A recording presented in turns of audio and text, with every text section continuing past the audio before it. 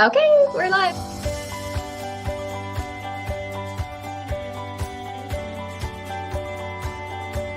Hi, everyone. We are Sunflowers and Red Feathers. I'm Christina. And I'm Stephanie. We are two moms living in the before and after of child loss. Join us in this journey as we share our stories of not only loss, but how life after loss can still be full of beauty, love, hope, and joy. Be sure to follow us on Facebook and Instagram and subscribe to our channel to stay up to date on when we post a new video. Bye. Bye.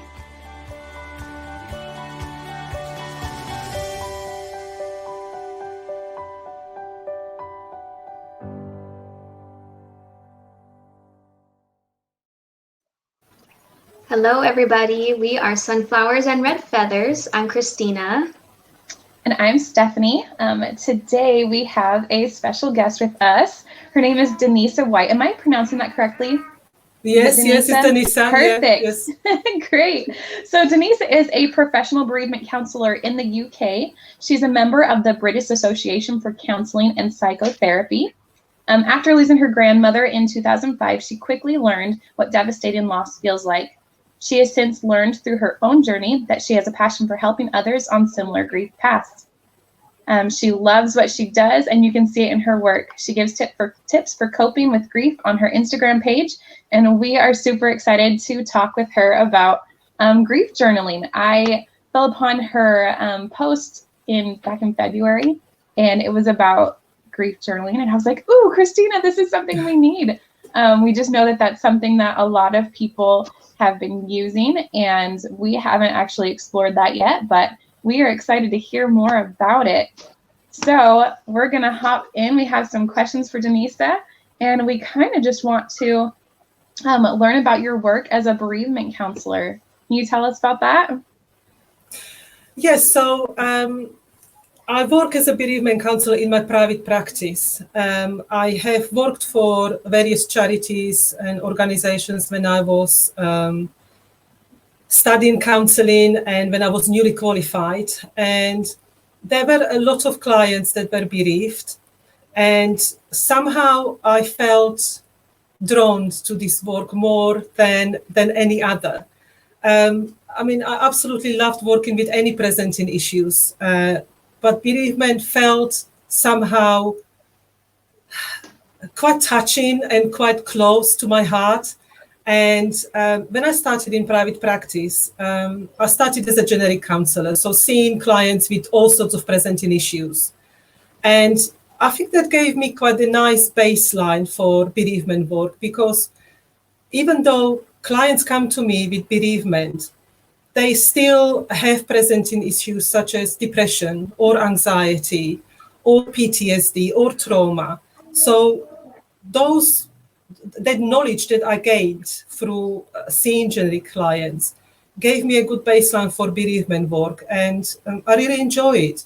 And I see all sorts of bereaved clients. I work at the moment on one-to-one base, sort of with individual clients, but it's all sorts of bereavement, sort of bereaved by suicide, parent loss, child loss, sudden loss, anticipatory loss.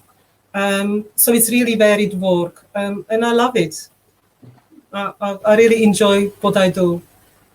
So you started off doing just another kind of counseling, and it wasn't until your grandmother passed that you kind of found that passion for bereavement, and is that how it changed? It was when I was training as a counselor, I had to receive personal therapy as well. And before then, I didn't have any therapy at all. So my grandmother passed in 2005, and I started to train as a counselor in 2014. So there was quite a big gap between the loss and the counseling journey. And if there was a textbook for how not to grieve, I followed the textbook to the T, because I pushed my grief aside. I ignored it. I didn't do anything about my grief till I started my training as a counselor. And then I quickly realized that actually I just can't keep doing this. I can't ignore my grief. I actually have to deal with it. So I used personal therapy for that, to process what happened, how to deal with it now, how to process that grief, and how to live with that grief now, after years of ignoring it. So training as a counselor really helped me to realize what happened to me, what grief is about, and what needs to happen. So it was a starting point, but it wasn't. It took some time in between my losing my grandmother until I started working as a bereavement counselor. I think it was the therapy and processing my own grief that was a sort of stepping stone, and it gave me that idea that yes, actually, this is what I want to do. Yeah. Wow, that's crazy. So I don't know if you know this about Stephanie, but she was actually a grief counselor herself, and then and her mom passed when she was, I can't remember how old, but it wasn't until 21. Yeah, it wasn't until her son Joshua passed away that she realized that, well, you should just tell now that you're back. I was telling her how you were a counselor before. Yes. I'll let you tell your own story. Sorry, I have a baby that got shots yesterday, and she is not happy. She's running a fever, and so I'm trying to love her, and so I'm holding her while we're doing this. So sorry. That's okay. So I lost my mom when I was 21, and I actually started going to school to become a grief counselor then. And it was really good. I thought I knew what grief was, right? But now it was when I lost Joshua that I was like, oh, I don't know anything about grief. But yeah, I worked for hospice and did some of that until I started having babies. So yeah. So Stephanie, do you want to just go into your next question there? Sure. Number 3. It's kind of our segue. So yeah, we wanted to know if you worked with grieving parents. You kind of answered that earlier, but do you enjoy working with grieving parents? Is that a different kind of hard for you, maybe? So at the moment, I only work with individuals. So I only work with one-to-one. Mm-hmm. But to work with grieving parents as a couple, it is something I am looking into. There is a qualification I need to do in order to do that. And at the moment, I was just finishing my accreditation. So in counseling, so that's the next stepping stone.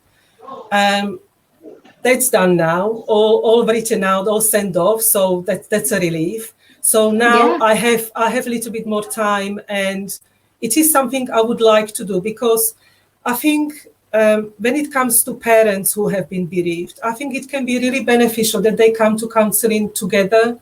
Sometimes I have seen moms who, let's say, lost their child through pregnancy, and it was just them sort of coming to see me.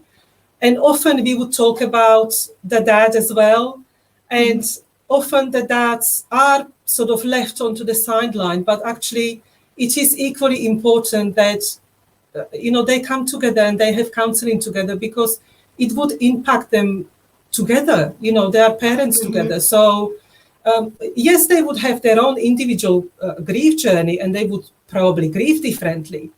But equally, it's important to acknowledge that they are equally important as moms. So it is something I'm interested in doing. But at the moment, mostly I've only seen moms. I haven't seen, when I've seen bereaved parents, I haven't seen dads at all.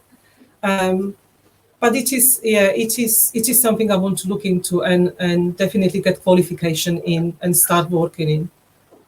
And as far as the moms that you have done counseling for, would you say that you have different methods for how you counsel them versus somebody who's lost a parent or a sibling?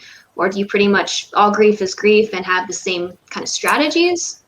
Well, it is, each griever's journey is very individual. And yes, it does depend on a relationship that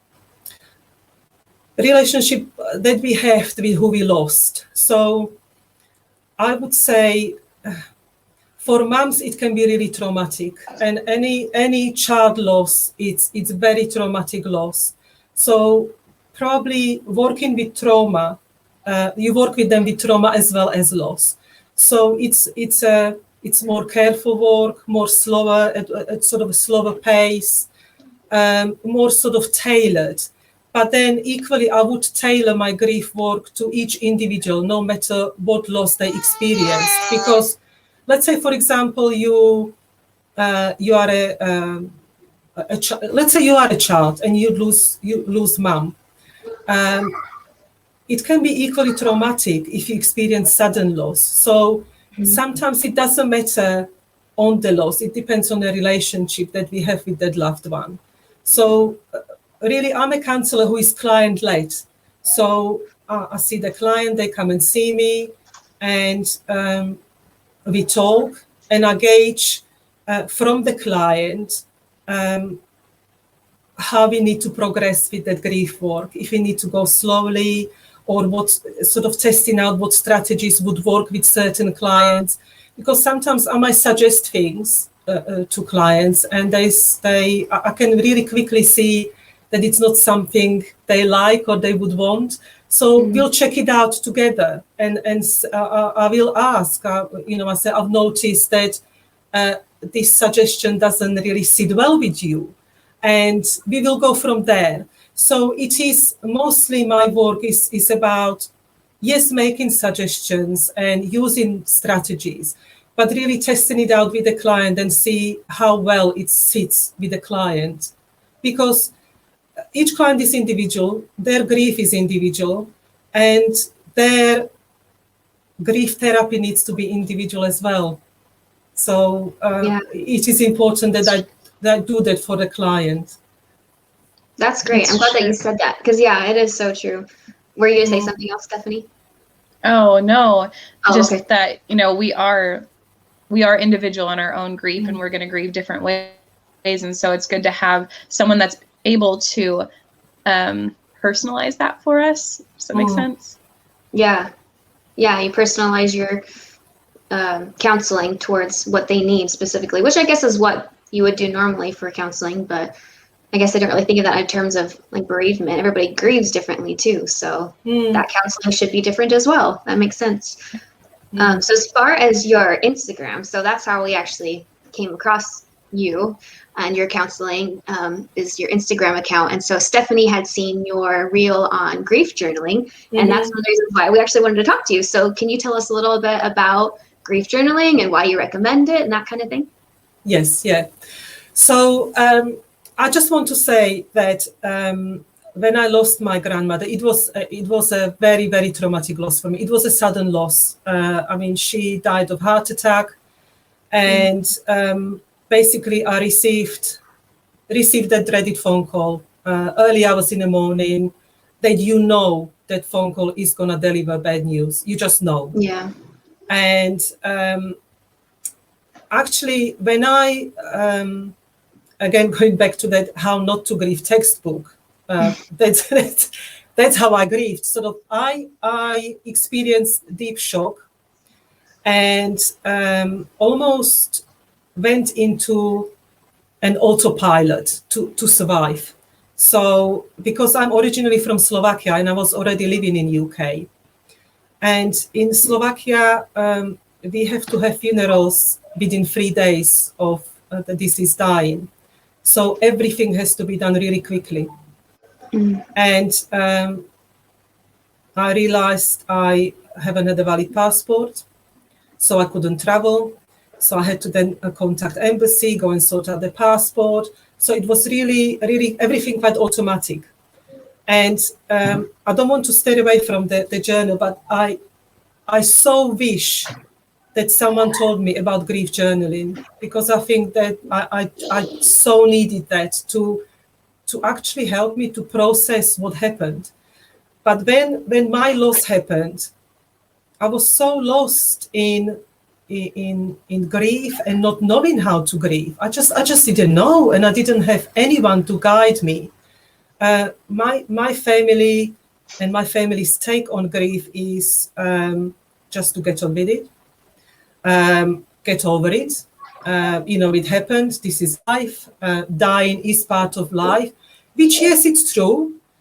But we as a family, we didn't talk about feelings, emotions. So there was no processing of what actually happened.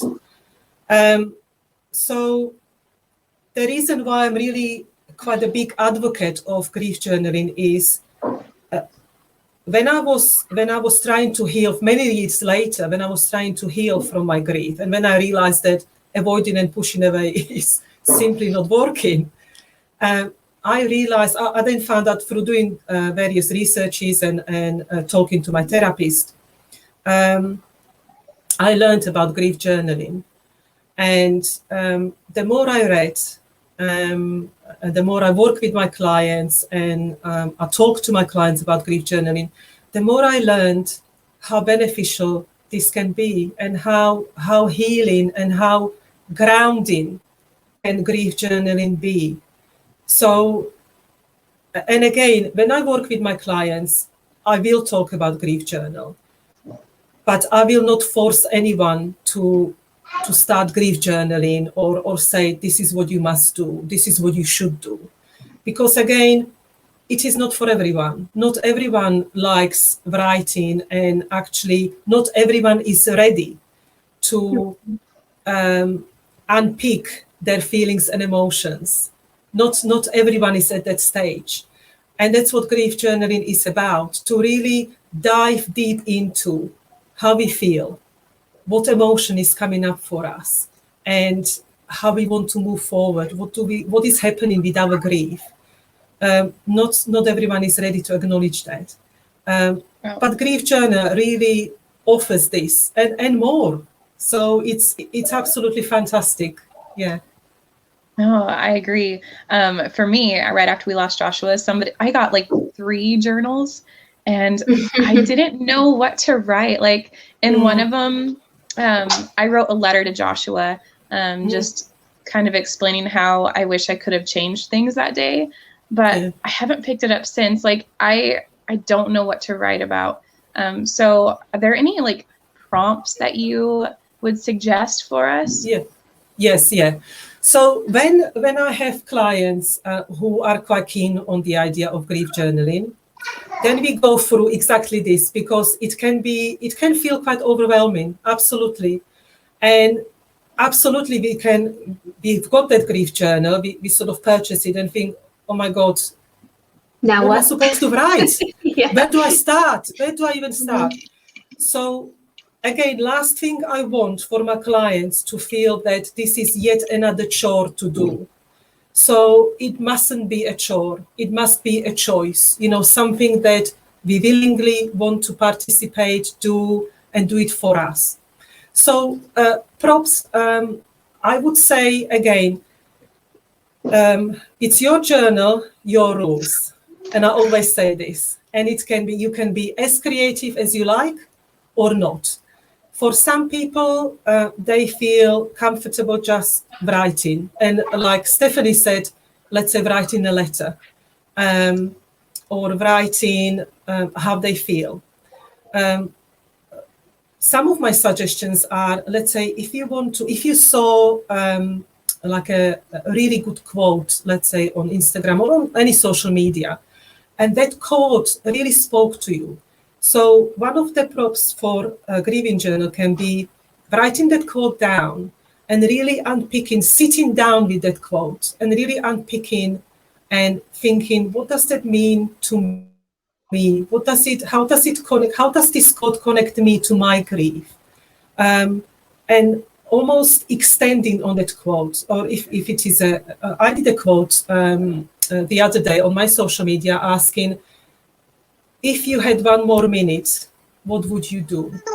So seeing anything like that and sort of, again, food for thought, thinking, oh my God, yes, what would I do? How would I act differently? Would I say something different? And so on. So we can use quotes for prompts for writing journal. We can use emotions. So let's say one day you sit down and you just feel sad, and you don't know how to.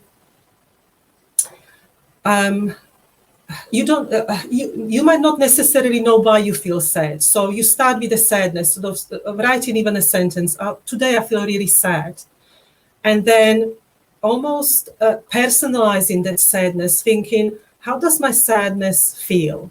If it was a color, what color would it be? and giving it a color. So would it feel black? Would it be red? Again, picking your own color.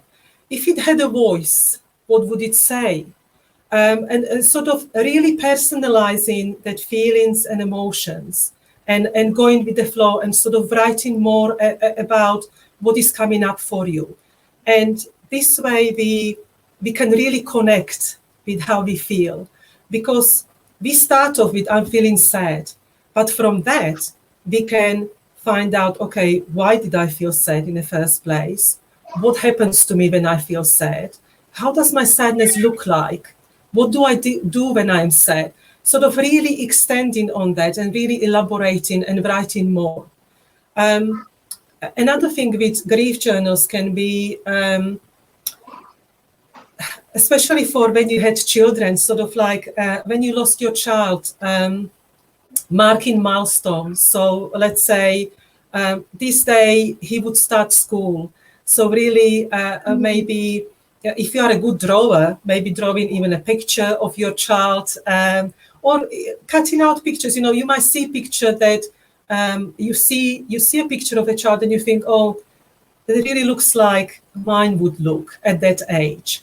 And like cutting out that, yeah, cutting out that picture and sticking it into journal and writing, this day we would meet this milestone. So let's say first day at school, first day of preschool, and so on. For sometimes people, when we have our loved ones who, let's say, liked baking or cooking, so again, let's say flicking through a magazine and seeing a recipe that, let's say your mom, if you lost your mom used to love to cook, even cutting that recipe out and writing a story, this was our favorite meal to cook together, or this was a favorite meal that mom just cooked for me or for us, or we did this on special occasion.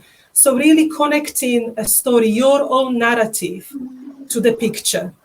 Or some people like, when you like connecting with nature, and I know you both like outdoors and going out. So some people like, let's say, picking flowers and pressing the flowers, and you can press flowers and stick them in a journal, and again connect that flower to a story. Let's say you went for a walk, and this would be a walk that we would enjoy all together. Let's say with Joshua, you would be there. This is what we would do. This is something you would like, and so on. Really, you can be as creative as you like with a grief journal. You can include anything and everything in there, but it has to be something that you willingly want to do, and something that is sort of helping you and guiding you through your grief, not something that you have to do, something that you want to do. I think that's very important. Yeah, I like that. I hadn't thought about like all those little things that you could add into your journal. It would be like a journal scrapbook kind of thing almost. Yeah. Absolutely. I like that. Yeah, that's cute. Yeah, that reminds me of a kind of like a bullet journal. I've always wanted to do that, where people put, kind of make a collage and do their to-do lists and their poems and, all of their thoughts and stuff. And they look so cool. And I'm not that artistic, but I'm like, the thought of it is so overwhelming. I'm not my drawing though. So I'm like, that looks so cool, but like the thought of starting it just like makes me sweat. I don't know where to start. And this is it. It's not for everyone. And that's why when I work with clients, I talk about what can be included in a journal, how journal can be done. And some people will connect to it immediately and really see the potential and really sort of warm to it. And for some people, they just say, oh, I don't think that's for me. I don't think I would like that. And, either way, it's okay. Some people like to have it, like when you said about the scrapbook, some people, and I know now we live with COVID restrictions, so we're not traveling a lot. But for some people, the size of the journal is really important as well, because they like to carry it around with them in case they see something significant and they want to write it down immediately. So they have it with them as a comfort. Like you said, seeing a poem or just seeing something written or hearing something, someone said something and they want to jot it down so they don't forget. They like to have the journal with them.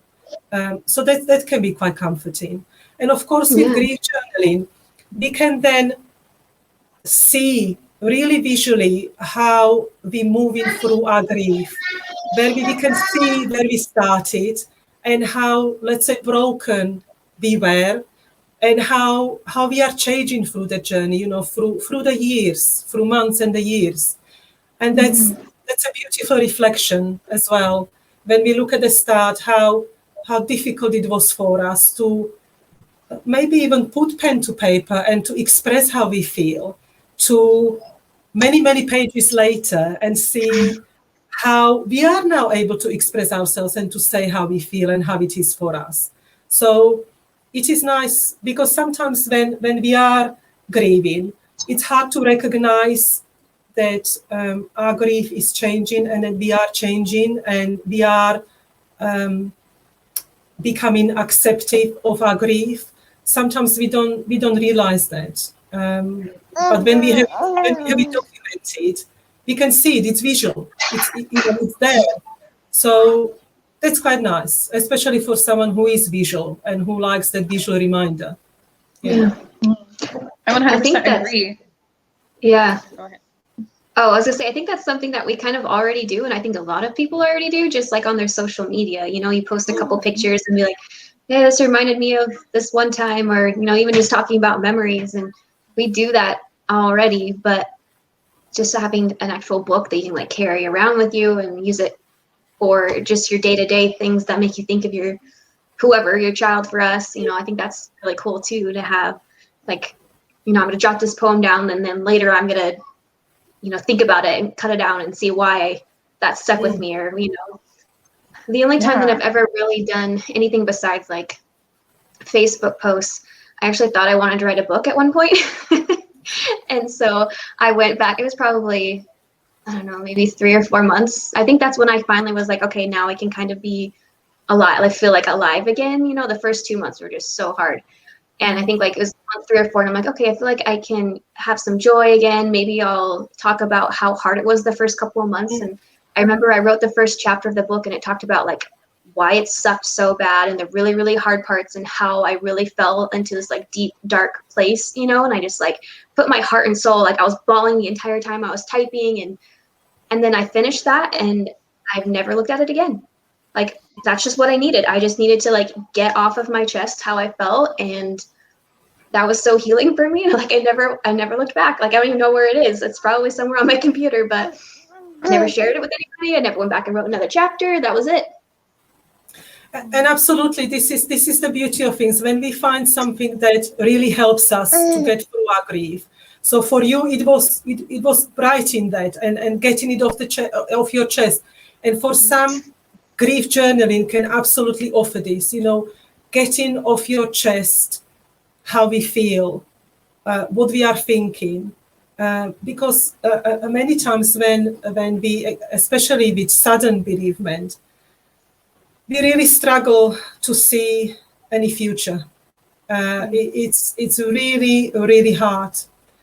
And again, having that journal, it's a reminder that actually future is happening, because then we've got months, pages later. So we lived to the future.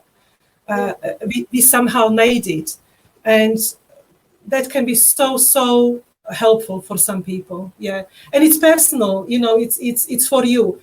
Social media, it's, yes, we put posts up and these interactions with others and relating with others, absolutely.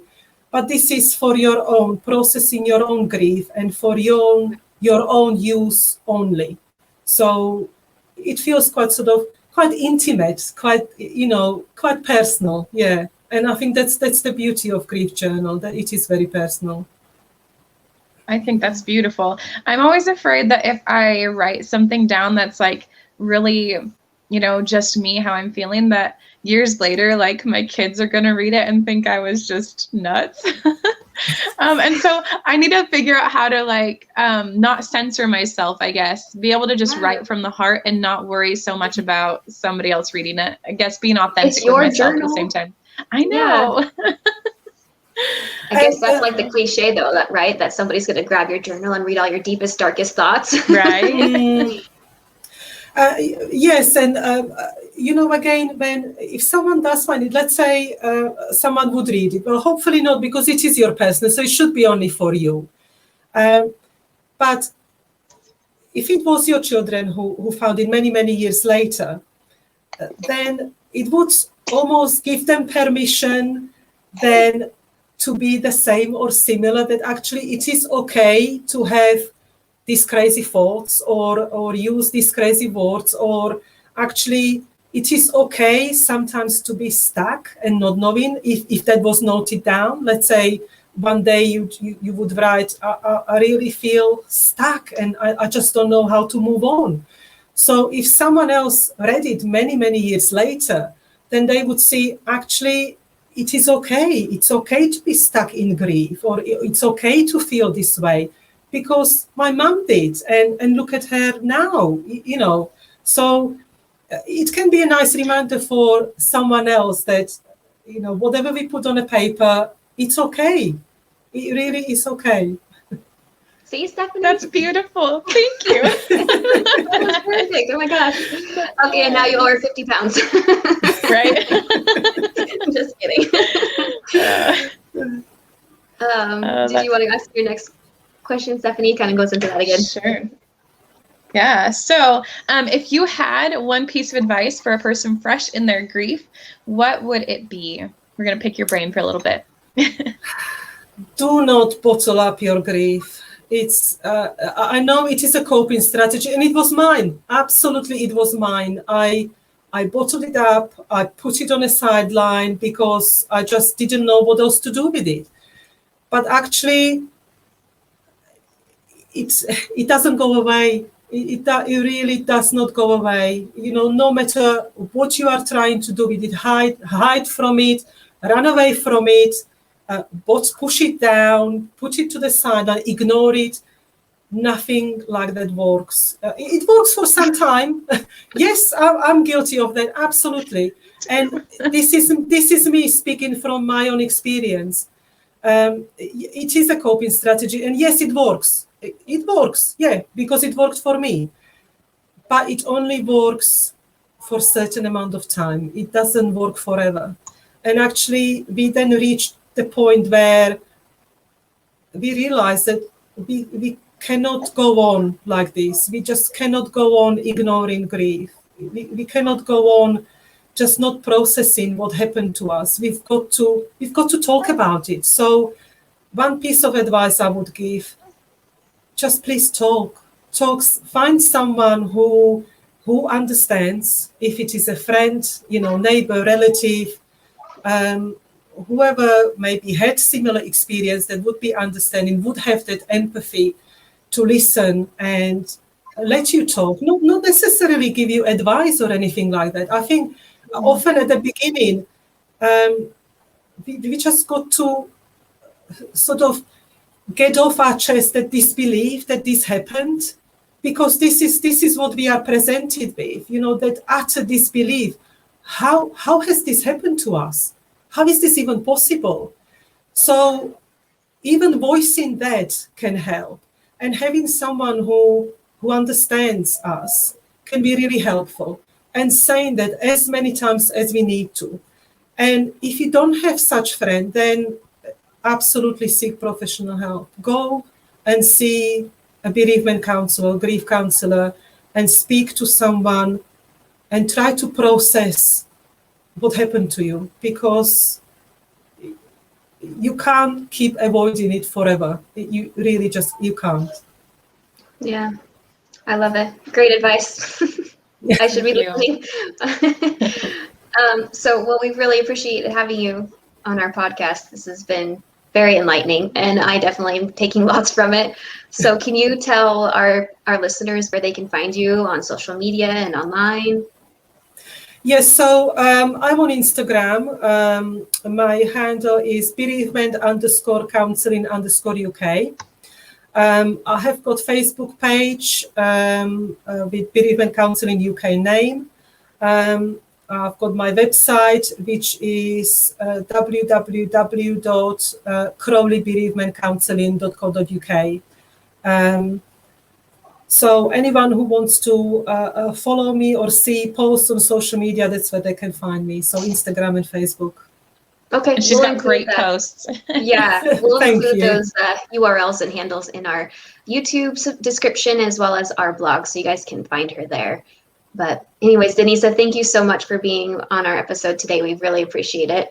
And I'm sure it's been a long day for you because it's what, 8 o'clock there now, p.m. Yes, just past Yeah. 8 o'clock. Yeah, no, yeah, but it's been my pleasure. I feel honored to be asked, and yes, I feel very passionate about this topic, and I'm glad I could share it with you and your listeners. And I'm really sincerely hoping that it's going to inspire someone to try grief journaling, and just sort of giving it a go and see what happens, if they like it or not. And it is about experimenting, just giving it a go and see what happens. Not being hard on yourself, just giving it a go, as simple as that. Well, I love it. thank And you've you. inspired me, that's for sure. Thank you so much. You're welcome. All right. Bye-bye. Bye.